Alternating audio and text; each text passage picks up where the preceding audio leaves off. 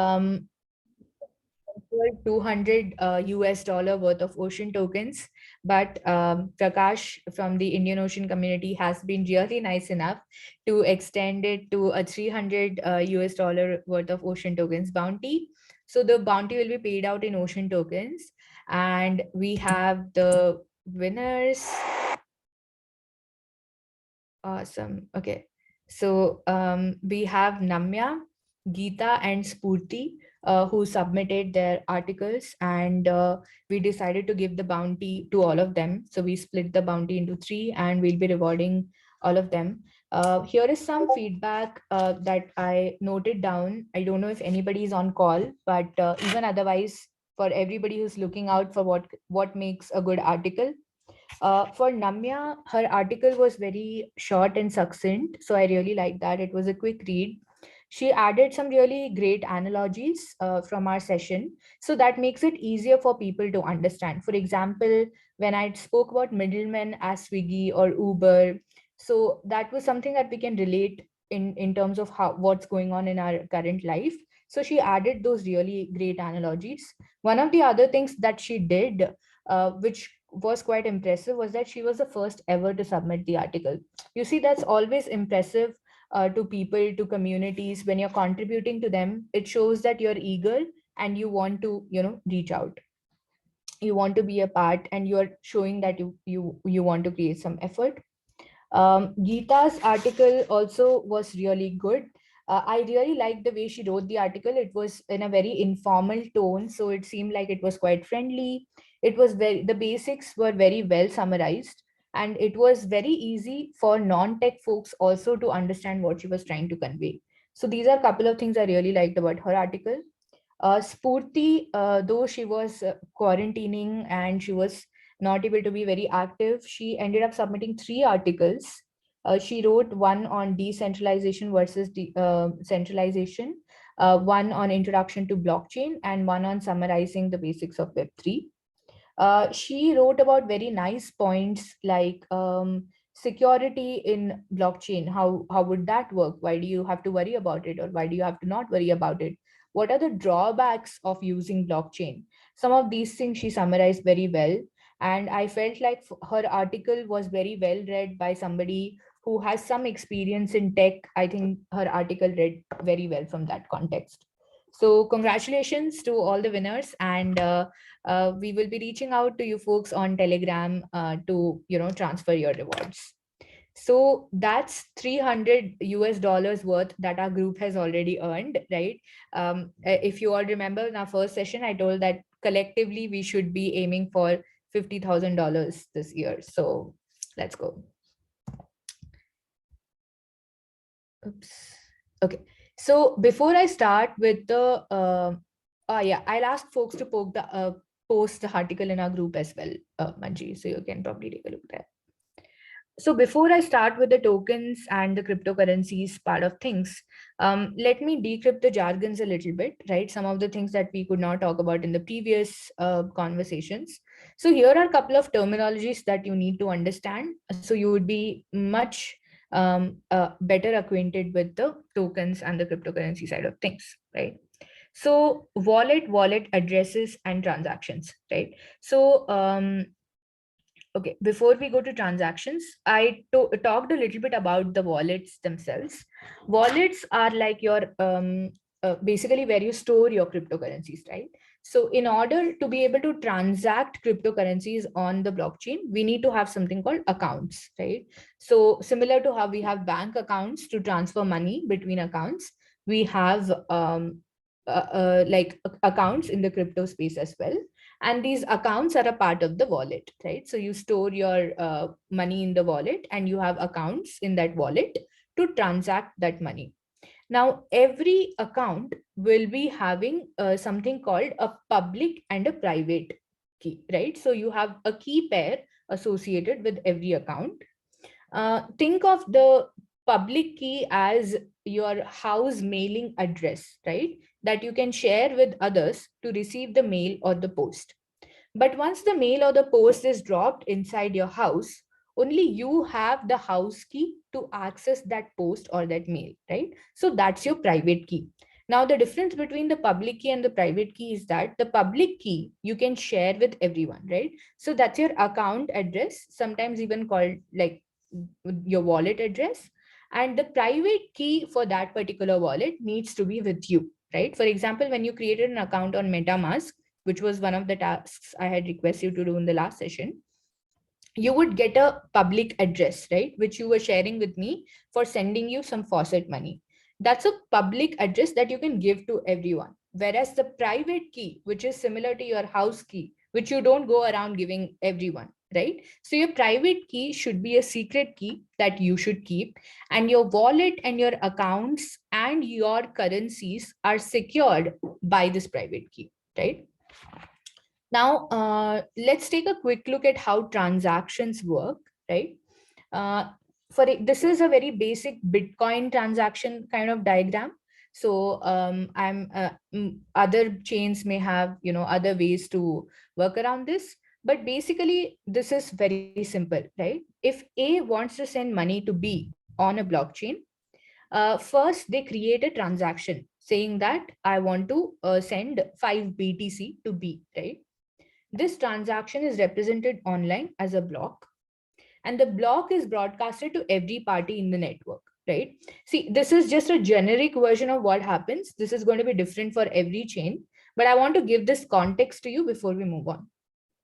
So once the transaction is created in the form of a block, the block is broadcasted to every party in the network.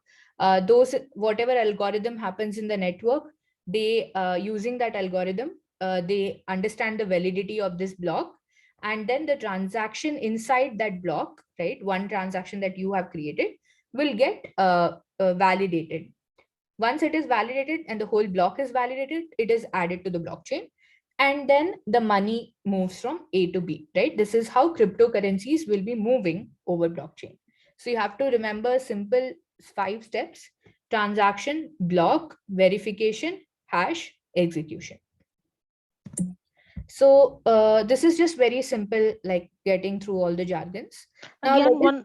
one query. Mhm. So the valid points or nodes that you mentioned in the previous slide, these are the validators or the miners? Like, can Yeah, you so it will depend differentiate? on the chain. It will depend on the chain. So if it is proof of work, you will have miners. If it is Okay, proof of stake, you will have validators. okay, So that's why I said this is a very generic way of how things happen, hmm, but this process itself might be different for different chains. But okay, I want to give a context as to how money moves. See, cool. only when all of this happens, what you have to focus on from this slide, the takeaway is only once your transaction is verified, that's when money moves from A to B. So if your transaction is not successful, your money will not move. This is the Okay, takeaway from this slide. okay, cool. Nana, one question. Mhm. So, how will person A identify person B before the transaction, initiation of transaction? So that's where your public key comes into picture, right? Like if you Mhm. want to send mail to someone, you need their address, right? Mhm. So the B has to give their public address to A, saying that send Mhm. money to this address.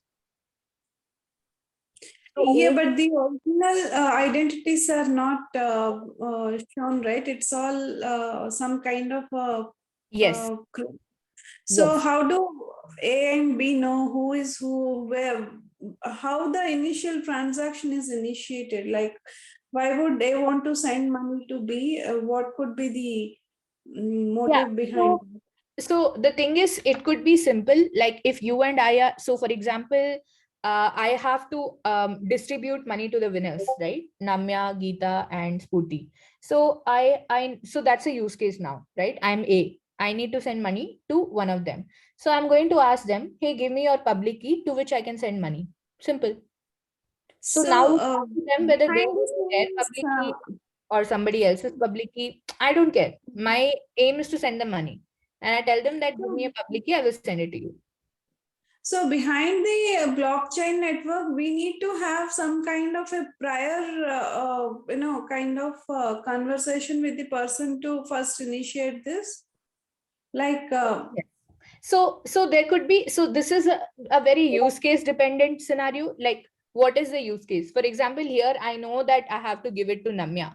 but it could be in some scenarios where there is some process that is happening in between, and I need to pay some organization, or there is some transaction that is going on. So for example, when people could just be selling stuff online, which I am interested in purchasing using crypto, right? So Okay. it could be like I want to purchase something, so I tell them that I tell them that, okay, I will send you money and you send me whatever it is that you're selling. For example, when we're buying NFTs, right? So then there is some codification or some program that comes in the middle that ensures that both of our, whatever our transaction is, it is happening through the contract. That the moment I send whatever I'm supposed to send to that particular address, something happens on the contract.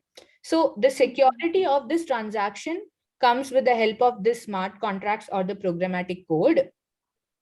And it could Um, be completely depend on what is the use case here, right? So right now, for example, this use case is I just need to send some money from A to B, right? So I just mhm. ask for their public address and send it. I'm Again, sorry. is it uh, okay if I mm, can add some 2 cents here? Yeah, yeah, sure, go ahead. Yeah. So Padmaja, the thing is like in blockchain or in this kind of transaction, you needn't always, you can say, know the person that you are sending the money. Blockchain or this technology lies in the pseudonym. You don't require an identity for that. It's just the hash, the matching of algorithm that already takes place, and that is the trust that we have in the technology. Yeah, I Yeah. understood that part. Yeah. Behind the scenes, like Jnana said, like she knows the people for whom she needs to transfer the money. She would have taken their addresses, and now she's doing it on blockchain. Let's say this whatever marketplace somebody wants to buy something, so there has to be some kind of conversation happening between A and B, right? So how does that happen? In that also happens in blockchain, like Yes, the yes. messages. Yeah, so the thing is that need for conversation is removed now. So the conversation is nothing but an agreement, right? That if I do this, you do this, right? That's the whole conversation. But now I don't have to have that conversation because that agreement is codified for me. That's what blockchain is doing, right? So simple example is like we have an agreement with our owner, right, to pay rent, for example.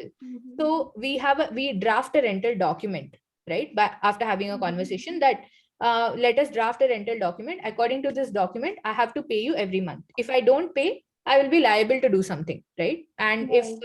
if you increase, ask me for more, you will be liable to do something. This agreement Mhm. is what is being codified on blockchain in the form of something called smart Smart contract. contract. So Okay. what happens is, as long as there is some address on the other side, I don't care Mhm. whose address it is. But the contract says that if I pay that address, I can continue living in this house. That's it. That's the Mhm. contract. And both of the parties, they don't have to know each other. All they have to know is what is written in that contract. And they trust that Mhm. contract because it's programmatic, right? So once something happens, Mhm. the contract will trigger all the change. The moment something goes to the contract, it triggers some change and it makes something else happen, right? So that's the way we are eliminating the whole need of the conversation. That's what we are trying to eliminate here. Like, we don't need to Okay. have a conversation, we don't need to have an agreement. Everything happens on chain. So the kind of quantity and the the cost, everything will be there in the smart contract. Like how Yes, much? everything to the T will be specified in the contract, should be specified in the contract. Okay. Okay. Thank you so much. Sorry for this interruption in middle. No problem, no problem. So, okay. So before we go into cryptocurrencies, we'll talk a little bit about what is money, right? And then we'll come to this whole tokens and understanding how it kind of works, right? So, around 350 BCE, Aristotle defined something called sound money, right? What does it mean when we say money, right? It should be durable, it should be transferable, it should be divisible, it should be scarce, it should be recognizable, and it should be fungible. Okay. These are the six characteristics that he defined for any type of sound money, right? Of course, it must provide intrinsic value. That means that whatever that is, the money, it should have some value, right? The value should be independent and should be contained within the money itself, right? Now we try to break this down what it means. When it means, what we say is durable, right? That is, it should not rot or rust or melt, right? The durability should be there. It should be transferable. That is, you should be able to change the ownership from one person to another, right? You should be able to define as well the ownership, right? It should be divisible. That is, it can't just be like one entity, it should be, you should be able to subdivide it into smaller units as well, right? The fourth thing is, it should be scarce. That is, only limited quantity should be available to use. It should not be that infinite amount of money should exist, right? Then that's not sound money, right? It should be recognizable. That is, it is easy to recognize and verify the authenticity that this is the money, right? If anybody sees a 20 rupee note or something, there is a way to verify that that's an authentic one or not. And most important, it should be fungible, right? That is, one unit of money can be substituted for another.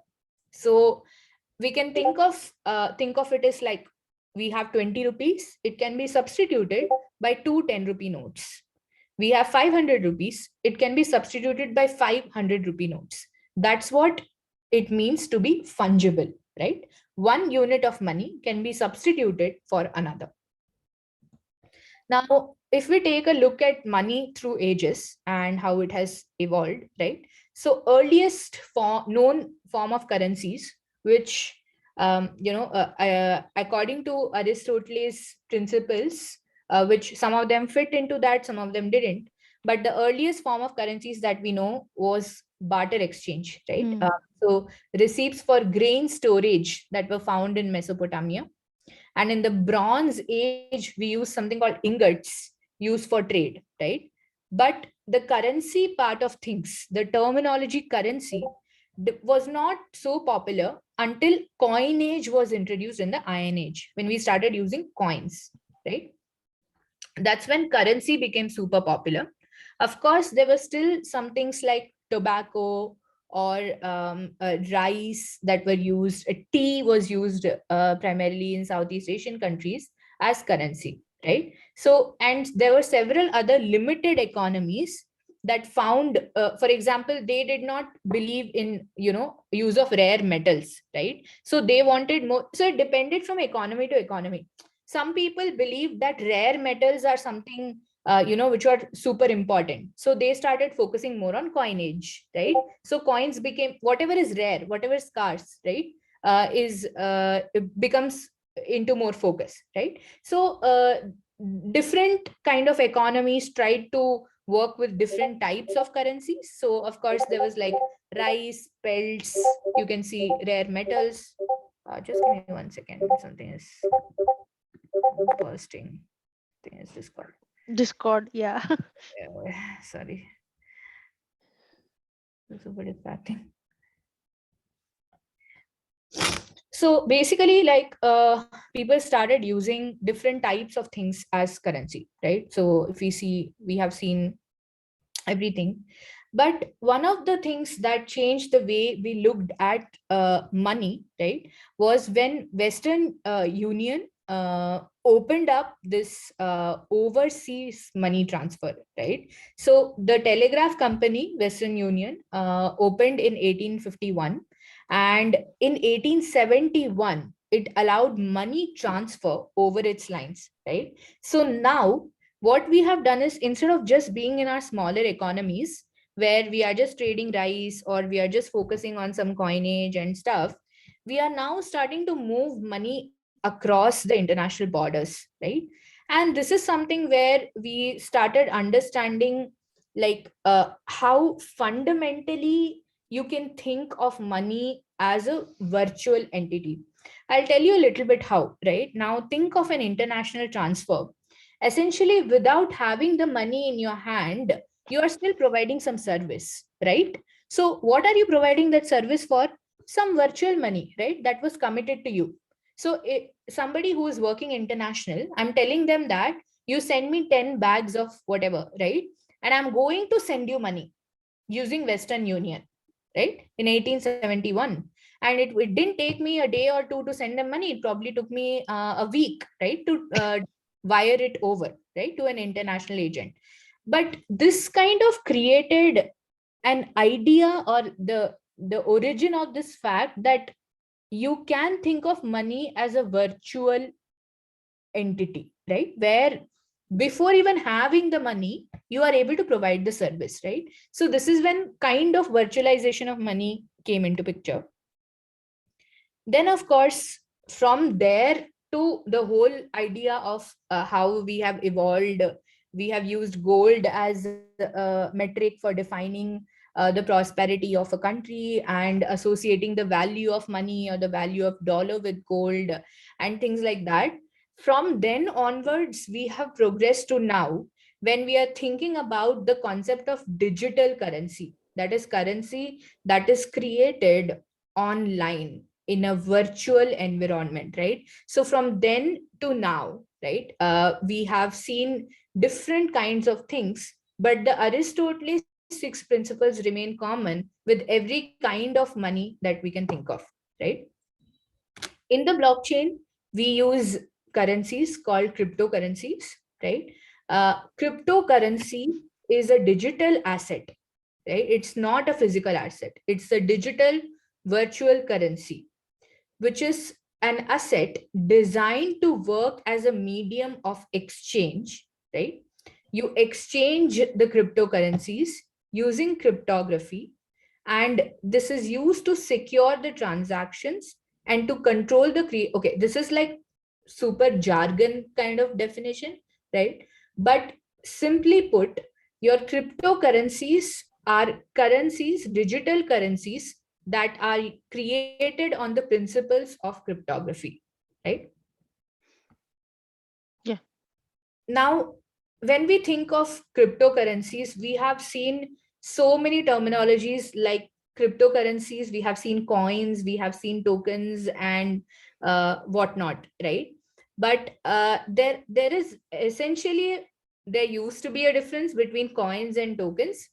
Coins were, the term coins was generally more and more popular for as native coins of blockchains. For example, Ethereum, the native coin of Ethereum was Ether, is Ether, right? The Bitcoin is the native coin of the Bitcoin network, right? What these native coins are popularly doing, as they are used for the transactions in that particular network, right? What are we doing in the form of transactions? We are executing something.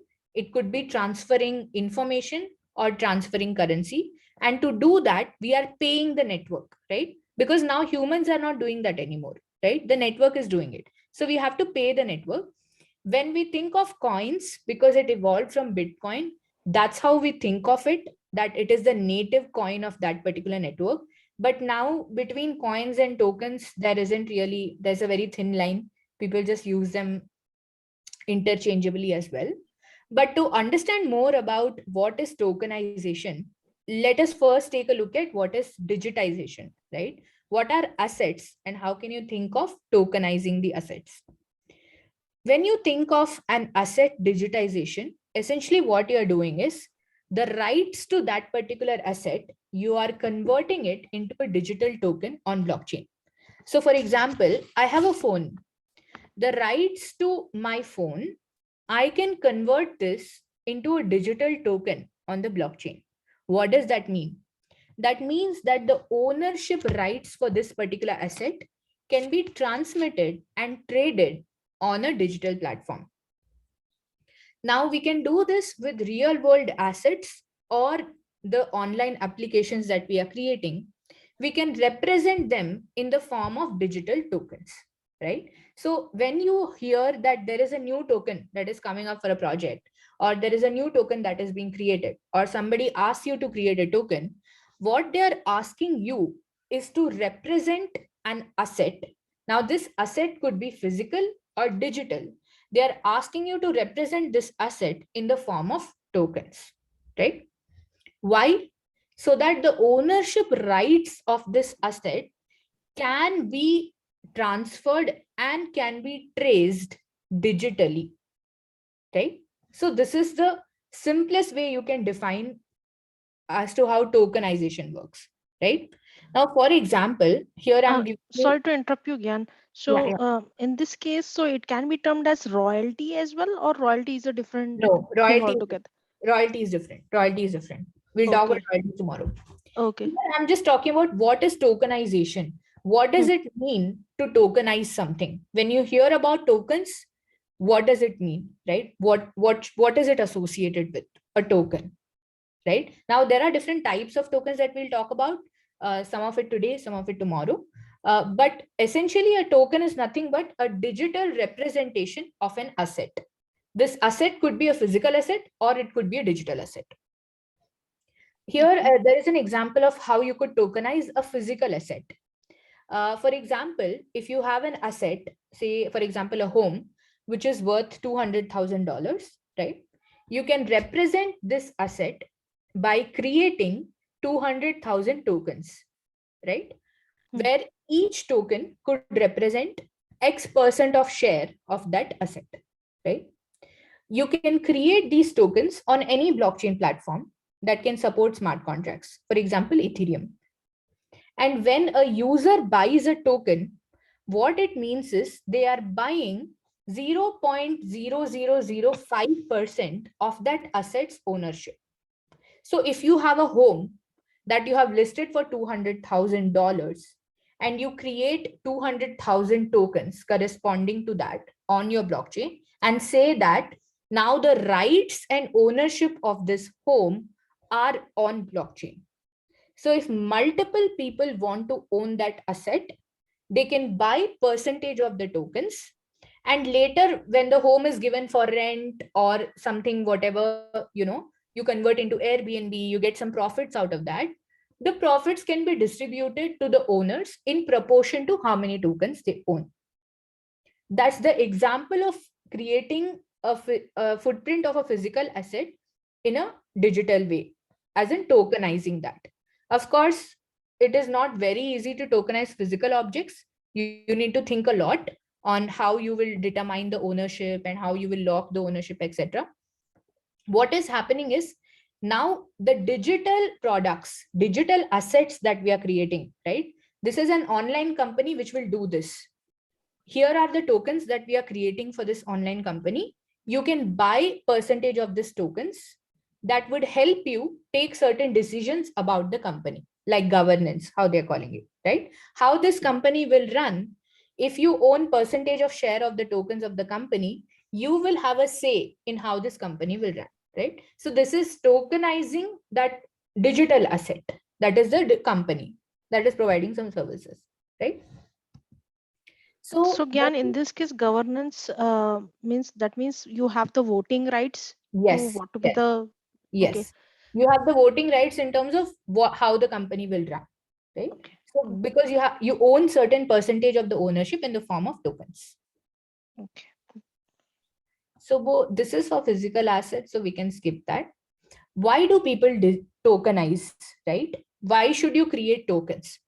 Because you can increase the liquidity. What does that mean? If you keep an asset as is, right, and you want to make profits off of that asset, whether it's a digital company or whether it's a physical entity, the moment you create tokens of it, you can start selling partial parts of the asset, right? Even if not fully. You don't have to sell the full company, right, and wait to make money. You can start selling partial parts of the asset using tokens, and you can get money out of that. So increase liquidity. Second is there is reduced cost to create the tokens and set up the entire infrastructure, right? It's not that expensive, except of course on Ethereum right now due to the gas fee. But ideally, think of in the broader picture that we are thinking of is when we have a physical asset like a home, like a car, right? To sell the whole car, you have to wait for a long time. But what if you create the car and create tokens for that car and sell partial, parts of it? That okay, if you own 20% of the car, you can use it for couple of months in the year, stuff like that, right? So you are able to make more money, and it's reducing your maintenance cost for the car, right? So similar to that, the whole context in the digital world as well. And faster settlement, right? Because everything's happen on chain. The moment you sell the token, you're going to get the money. So it's faster settlement. You don't have to wait for days and days and days of paperwork. Now, of course, why people go for tokenization is that why on blockchain, right? Why tokenization on blockchain? That's because you can create an immutable record of who owned what at what point in time. It's a public distributed ledger, right? So if it's public blockchain, then everybody knows who owns how much, right? No territorial barriers.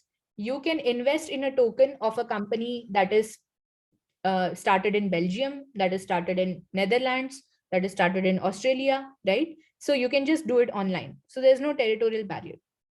Another thing is fractional ownership. You can own part of a particular asset, right? Because it's tokenized. And of course, quick and cheaper transactions, right? So this lays down our fundamentals of what are tokens and how the whole token ecosystem works, right? What are tokens and how why did people even start the tokenization and why it is becoming popular, right? And of course, the scarcity for the tokens has to be created by you create a virtual scarcity using some kind of token economics around that, right?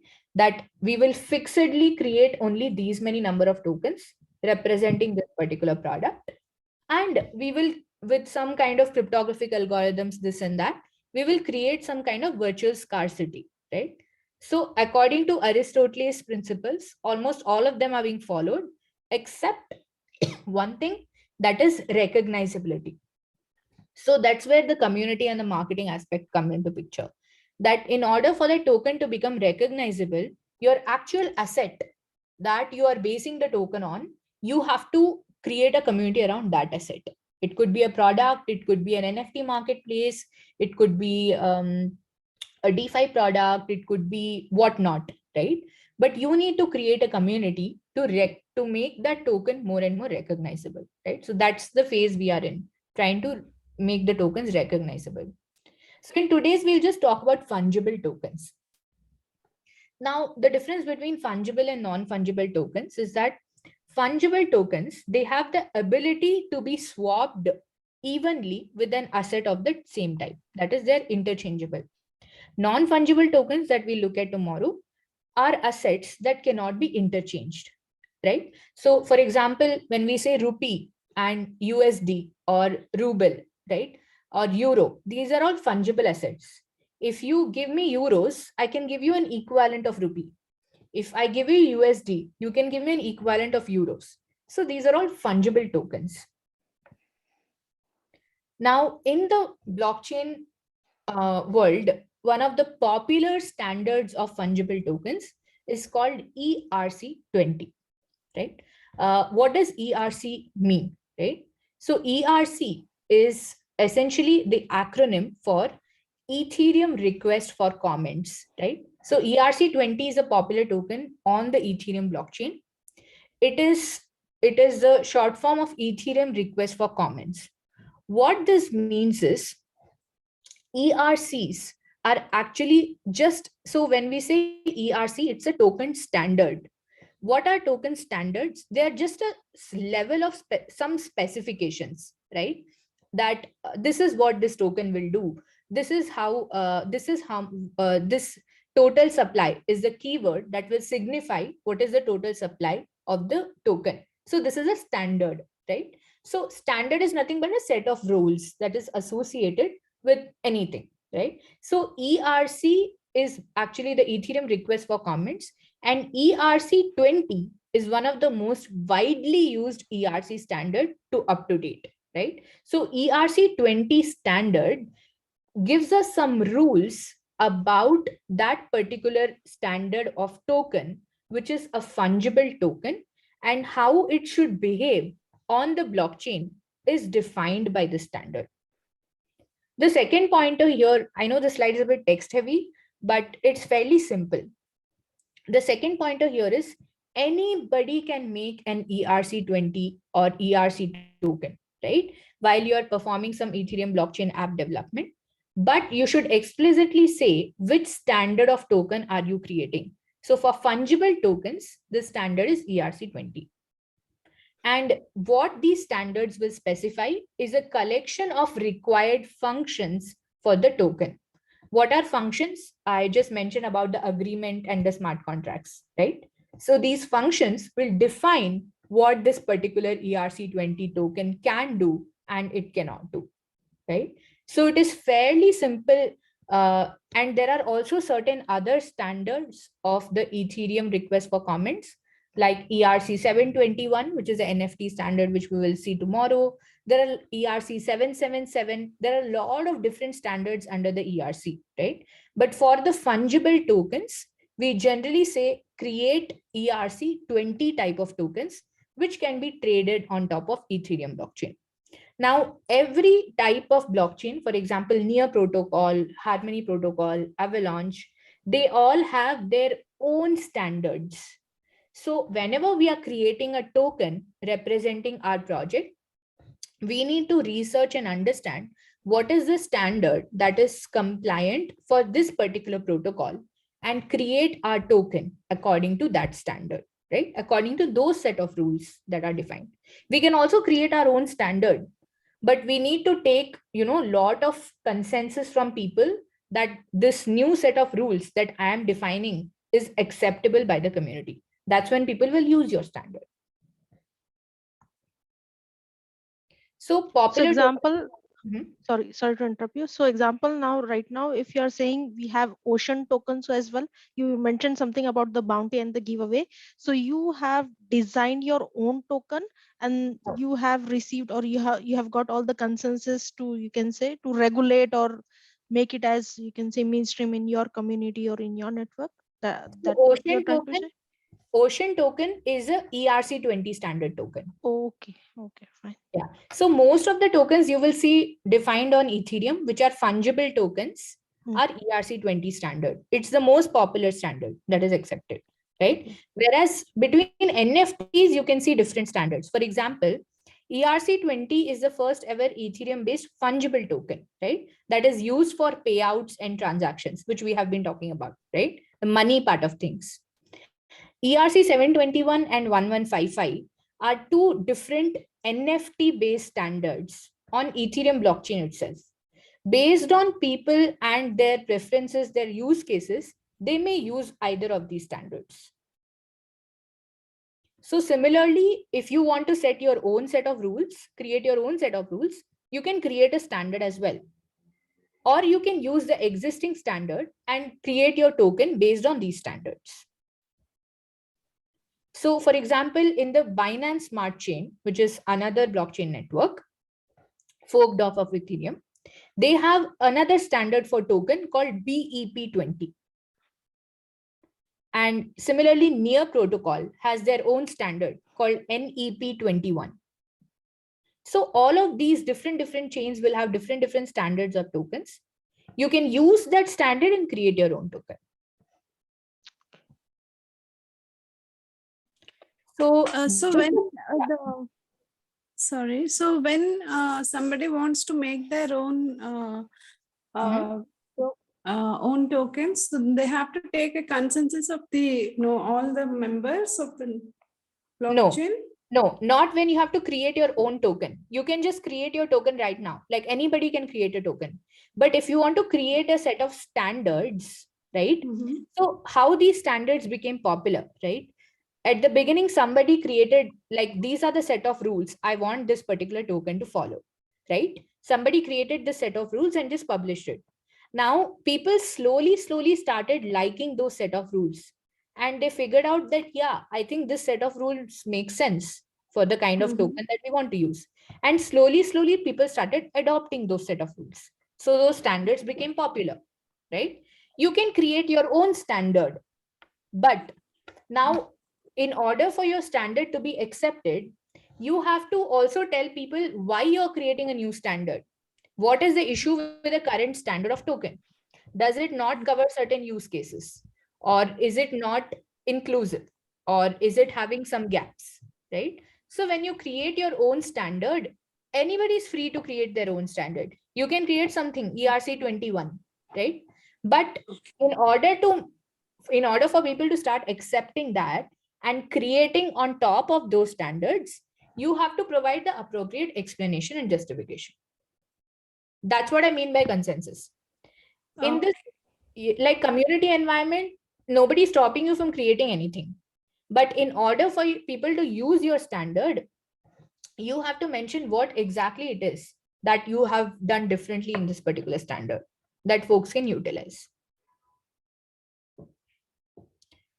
So, all right. We are already just about time, but I want to quickly just run through what it means to have a tokenomics, right? So, tokenomics comes from the term tokens plus economics, right? So, one of the things that I spoke about and that Aristotle also mentioned is scarcity, right? How do you create scarcity for a particular token, right? A scarcity or a strategy for a particular token in the ecosystem can be created by creating a tokenomics for it, right? So tokenomics is a fairly complex subject, so I won't go too deep into it. But if you think of it, basically, when the ICO bubble was there, right, around 2017, um, Vitalik Buterin gave a tweet that, we are in an ICO bubble. A lot of projects will fail and people will lose money. So what was happening during ICO, right? It was called initial coin offering. Now we are calling it IDO, initial DEX offering, right? So everybody started creating coins for their project, right? And they started selling these coins that I have this project that I'm going to create futuristically, and here are the coins for this project. Buy these coins, right? So that's what was the ICO bubble. Many of the coins people had bought, but their projects did not go through, right? So people lost money, obviously, because of that. You can see the amount of funds that were raised in millions as the number of ICOs shot up in 2017, right? Almost close to $60 million. So, what happened and why this kind of ICOs, did not succeed, right? Because a lot of ICOs were scams. People just said, okay, here I have created these tokens and I'm going to do this in my project, buy the tokens. Because the hype was so much back then, right? People could not distinguish from the right project to scams, right? So even now it is hard to distinguish between scams and serious projects, right? And those who are investing, they were not professionals. Anybody could invest, right? Anybody could just like put in some money, and people, for example, on the same team, suppose I and somebody else is creating a scam project, I can ask somebody, my team member, only to invest and raise the price of the token, right? And there was no due diligence that was happening that time, right? Nobody was checking like who is investing how much, is there a cap on how much one can invest. So there were a lot of things because of which the ICO bubble burst, right? Now, this gave rise to the era of tokenomics, right? So you can't just, so people started, understanding more and more like we can't just create a token and just define it for people to buy it, right? We need to build some kind of economics behind what utility will this token provide, right? What will happen with this token, right? So there was a monetary economics, that is, a token is a currency into the ecosystem, right? If that means people can buy this token, right, using money, right? In the token acts as money. Some corporate finance, right, that is, the funding is a fundraising operation by nature, right? So now we're calling it IDO, but essentially what you're doing through the IDO is you're fundraising for your company, right? So during fundraising you have to show what you're planning to do with that funds, right? So that's how it was considered. Market finance, that is, you need to add something called liquidity for that token, right? So initially when you are having the tokens, you want people to exchange the tokens, you want people to buy them on decentralized exchanges. That means you have to provide equal amount of liquidity. for those tokens, right? So tokens are liquid and tradable on exchanges, right? And then you bring in the most important part, that is game theory, right? How do you manage incentives in the core of token model design? So token model design itself in itself is an exhaustive subject. If anybody is really interested in this and comes from an economics background, I'm happy to share lots of resources that I have, and please teach me also because it's a very exhaustive subject. But basically, tokenomics is the idea of creating an economics behind your token to show that your token is going to provide some utility, some value to the people who are going to be holding that tokens. The possible things you could build your tokens on are that it could be a medium of exchange.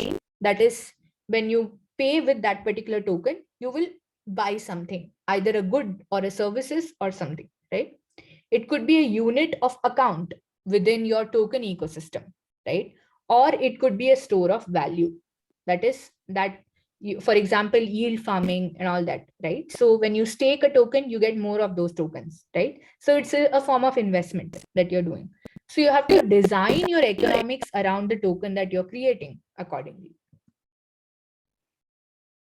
So token model design, the valuation of how much that token should cost, what should be the financial communication, all of this should be a part of your tokenomics, right?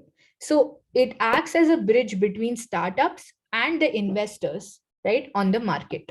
Of course, the ICO is an older term, but your tokenomics has now become a very, very essential part of your product, the way you are creating the tokens, right?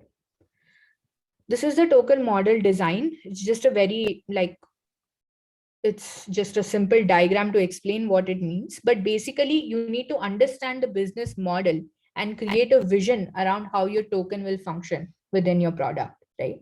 And if you have a token model, that will enhance the value creation of your product, right? And it will also ensure that suddenly your token does not drop to zero, or it does not become a pump and dump token, right? Because you want your token to perform well in the market. You want it to have some intrinsic value, right? So you need to spend some significant amount of time creating the tokenomics for your product. All right, I'm just going to skip this, lots of jargons. Um, this as well. I will share the slides. So, just as a last pointer, we will try to have somebody from the token engineering team talk about tokenomics. But just to summarize, like couple of things that we spoke about today: origin of tokens. How do we think about tokens? That they represent an asset eventually. It could be an online product, a digital product, a community. A token could also represent a community, by the way, and could also represent physical assets, right? And the second most important takeaway is when we are creating a token, we should be mindful of the tokenomics around that particular token in such a way that the community can take value, or those who are holding the tokens will have some utility from those tokens, right? All right. With this, we come to an end to today's session. For tomorrow, we will do an introduction to NFTs, what are non-fungible tokens. Today, we spoke about fungible tokens and the way they could be utilized in an ecosystem. We'll talk about non-fungible tokens or NFTs tomorrow. And of course, networking and stuff that we already have on the agenda. I'm sure it's for tomorrow, like for NFT, because the Zoom that I accepted for it was for 9th, I guess. So Ninth, yeah, okay. let me check. Let me check once. I'll also check. Hopefully, I didn't make a mistake. And last but not the least, just two quick things. I want to thank again Ocean Protocol for being able to give us this platform and start off our guild. And the second thing is for the Indian Ocean Hackathon, there are a couple of bounties that are still open right now. If you want to attempt, there is a UI UX bounty that is open. Then there is a media bounty that is open, so videos or meme videos, etc. And the third bounty is the overseas bounty. So if you're not based out of India, elsewhere as well, you can submit a submission in any of the categories, and that would come as overseas bounty. So all these three categories are still open.